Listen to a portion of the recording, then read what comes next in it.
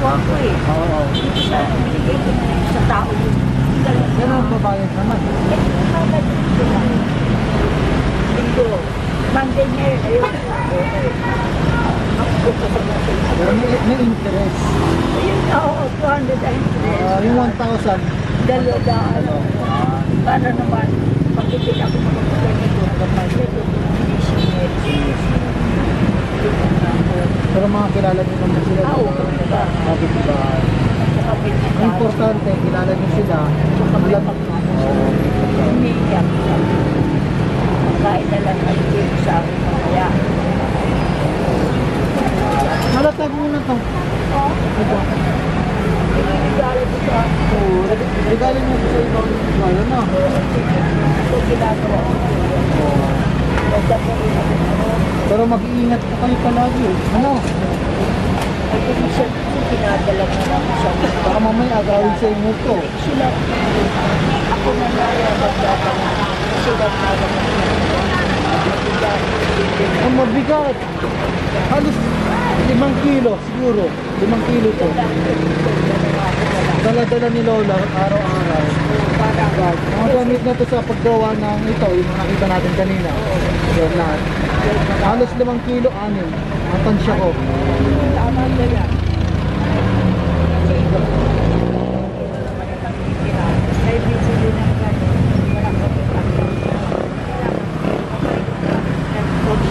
Nanay,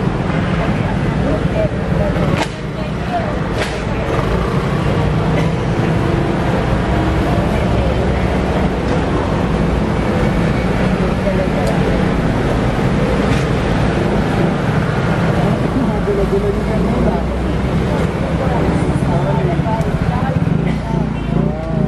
Anong tawag dito, Lola? Mga beads. Mga nilalagay sa mga sandals, mga hito, mga... ito may utusan. Gawa mo daw sila ng Ito, 100 pesos binibenta ni Lola. order pala yan. Na-order pala. Bibili, gagawa daw siya. Naghanap ako ng ano, nagdalito. Ito. Dito sa Plaza Miranda, marami na Ay, to. wala naman ganito ano. Dahil yung garden, wala. Yung garden, ito, puti. Magaling masira. Sabi ko maganda. Wala akong makuha. Sabi ko wala akong makuha.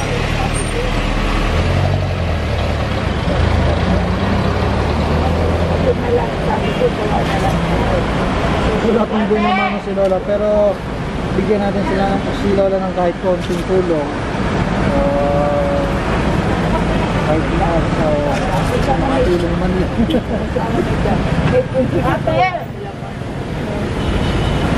Pero kamangha-mangha, no, kasi si Lola, kahit sa ganito niyang ganito na ang edad niya, nagtatrabaho pa rin.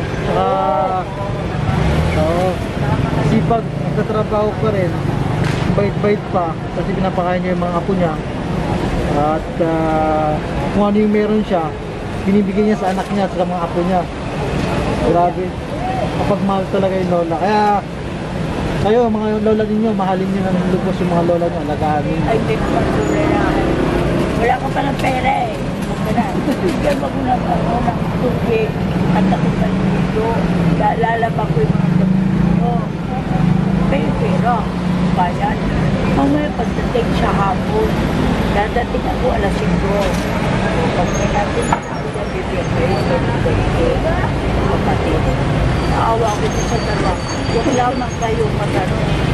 Huwag lang kayo sumama, magbarkada sa magdanakaw. Huwag kayo nga. Paging huwag bad boy. Ang maitulog sa inyong pagpagalang, pag kayo binigyan, inutusan kayo ng tao, opo, lagi may opo, gano'n. Pero nga lang yan, itatanong nila sa akin na sa inyong pagpagalang. Sinalulat ko, sinanay Rose, bastos ka, hindi kayo tinuruan. Gano'n, hindi ka iya-iya ko. Pero nasa sa akin ng aral. Napunta ako. Pero nga lang, pinagpagkakatan ko. Iwanan na siya na namin. Kasama ko siya.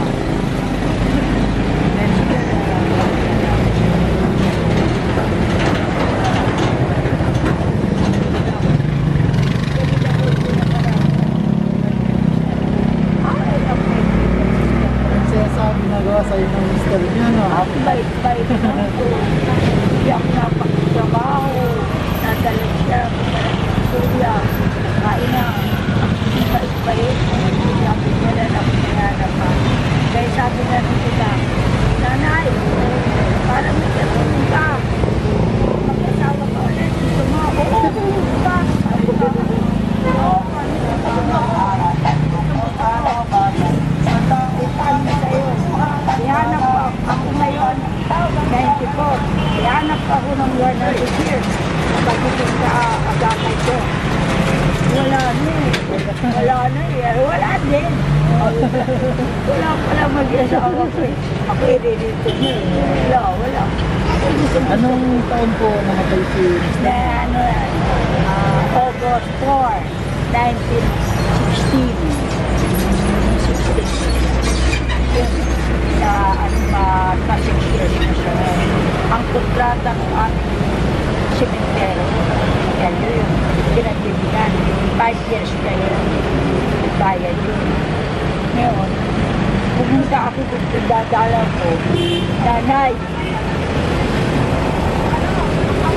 over na yung tinatatan ng asawa mo. Hindi naman kasi nakabangla yun eh. Sabi ko, hindi naman naninirahan yan.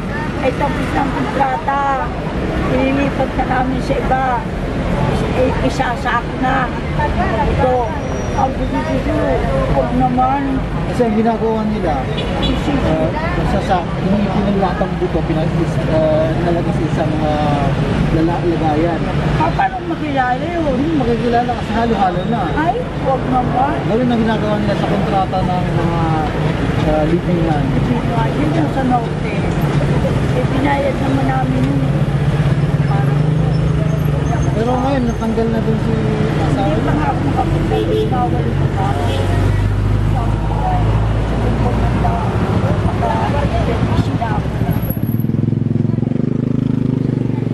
Ang importante na sa puso niya pa rin si Mister.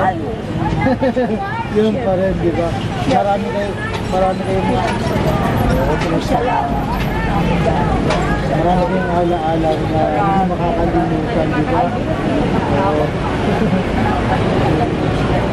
Ay, sabi ko ba, nanay, mag-asawa ka ulit. Oo, mag-asawa. Pagkatiharap ko sa akin, ilan tayo nililing mo na? 70. Ay, nako, 70. Kwarta na ako niyan. Dahil nila sa akin ng pera, wag na. Nalak ako sa akin.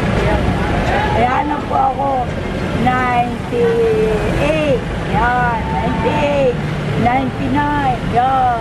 Basta wag lalapas sa 94. Kaya ako 95 ba anak ako? Wala may. Nag-change ang patay na. Ito na pinakamatanda sa buo. Kaya po. Pero, ang lakas-lakas pa ni Inay. Grabe. Wala naman. Lahat ng barangay. Nanay, ilan ka na? Simbahan. Wala naman. Istaan. Mga nakapalahan. Wala. Panay-ibig lang. 80, 70. May consultation pa. Kaya ako wala akong control. Wala akong control pa sa Ella. Pakuba ako. Kaya nga, minsan na nasakit.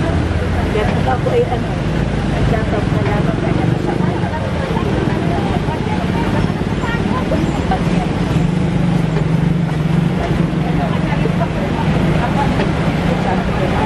Na, ano pong gusto niyo sabihin sa mga nanonood na Sa mga payo niyo sa kanila? ang payo ko sa lahat ng mga buong Pilipinas, mamayan, na kayo ay malakas pa. Gayahin ninyo ang aking sekreto. Huwag kayong gagamit ng bawal sa inyong katawan, lalo na paninigarilyo, pag-iinom, bawal yan. Maaga kayo matulog, gagawin nyo. At kayo ay kumain ng gulay, yan ang importante. At mahalin ninyo lahat ng pamamayan, tumutulog sa inyo. Ay sabi ko na sa kanila, yan ang lagi ko pinaano sa inyo ng ating kay para gayahin niyo ako at huwag kayong magpapalimos. Kung may kakaya naman kayo, maghanap buhay sa inyo. Ay ako 94 na, hindi ako nanihingi. Nag-aano ako na, nag-aakit ako, bili na. Ayun, bili na kayo. Yun ang sabi ni Lola, mas mainam daw yung habang malakas pa kayo, mas mainam yung maghanap buhay nila, di ba? Kaysa manlimos. Si Lola, sa edad niyang ganito, 94 years old, makikita natin talagang willing pa rin siya magtinda. Willing niya pa rin ipakita na hindi ko kailangan ng limos. Kailangan ko, pakita ko sarili ko, makaya kong magtinda. Ganun. Kaya may mga apo pa siya tumutulong, may anak, siya minsan ibigay niya yung pagkain niya, yung kinikita niya sa mga anak niya, sa mga anak niya. Ang bait talaga ng lola, no? Wala silang sino sa akin. Basta hindi sila bigay pagka. Nanay, sabi ng pang-kape. May tulungan dito kape. Bago ako pumasok sa bahay ko, bumibili na ako ng kape.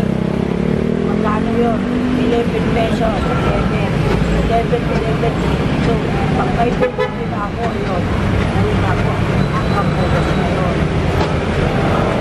Babalik ko ako dito sa pagkain na namin. Oo, malapit na. Malapit na. Oo. Lola, bibigyan ka namin ng maliit na tulong. Ayun na po, galing na po. Pero, kasi, Pangalan mo,